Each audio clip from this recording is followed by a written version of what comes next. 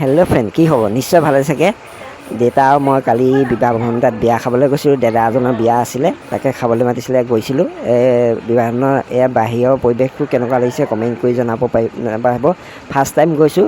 বিবাহ ভৱনটোত সোমাই বহুত ভাল লাগিছে, বহুত ধুনীয়া পৰিৱেশ। এতিয়া এয়া ভিতৰৰ পৰিৱেশটো দেখাইছোঁ। দেখিছোঁ আমি অকণমান বহিলোঁ, বহাৰ পিছত আমাক কফি খাবলৈ দিলে। এয়া দেখাইছোঁ অকণমান। এয়া দেউতাই কফি খাইছে, মই খালোঁ বাৰু। খাই মেলি আপোনালোকক দৰা কইনাক জুম কৰি দেখাম বাৰু দেই, কেনেকুৱা লাগিছে কমেণ্ট কৰি জনাব। সেইফালে দেখিছেনে, সেইয়া দৰা কইনা বহি আছে। মই দৰা কইনাৰ লগত মই ফটোকপি ইয়াত লগাই দিম বাৰু, কেনেকুৱা লাগিছে জনাব বাৰু। দৰা কইনাৰ লগত ফটোকপি কেনেকুৱা লাগিছে জনাব দেই।